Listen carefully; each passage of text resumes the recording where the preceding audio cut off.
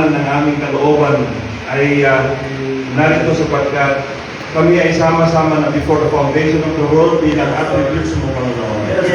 Dalangin ko, Lord, na ikaw ang mangusap, magpahayag ng iyong salita na napapanahon. Yes, Lord. Sapagkat ito, Lord, ang kailangan namin upang kami, Panginoon, higit sa lahat ay magkaroon ng kagalakan sapagkat ito ang nais mo na kami, Panginoon, ay mapuno ng kagalakan sa pamamagitan ng iyong mga kapahayagan. Amen. Gamitin mo lamang din ang iyong malit na lingkod upang ipapayag ang iyong mga salita.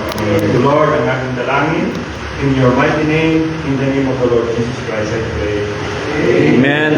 Shalom sa bawat isa. Shalom.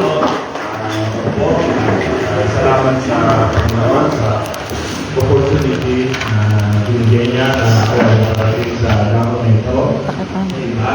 Actually, matagal na hindi ko na kasama sa mga meeting na actually si Pastor Maki.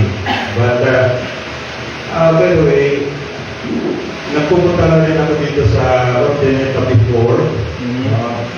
Yung people pa ako sa time ni Pastor Jerry. Siya yung naalala ko sa time. Naalala ko lang na kasama niya before si Brother Mario. Ayoliano niya. I'm not mistaken. So, salamat sa Panginoon. Ulit nakabalik ako dito. Nakaka-carries sila dito. So, sabi ko, alam ko, parang hindi mahirap magpugnayan dahil yung mensahe talaga to begin with from si Pastor Manny. Sabi niya, Pastor, minsan kape-kape tayo. Kailan? So, naman supposedly, it's coming Tuesday. Sabi ni Pastor, Sunday na lang. So, salamat sa pangataman-tama din na wala kasi Saturday ka, kasama kami sa Pastor. So, hindi na nga umuwi si Pastor Jason Pasig eh. Kasama si Brother Arlen, si Sister Waltus Karkiki, yung wife ni Pastor Jason, si Sister Rose. So kami nandun rin ito with Joy, iba talaga pag yung bride yung pag-resit mo. So salamat sa Panginoon. Kagabi, I was thinking, ano kaya maganda doon sa Angeles? Kasi sa amin naman ay na-revealed World Bride Assembly. So it's the same step. Kailangan niya to manifest because it was then attributes to begin with, thoughts of God.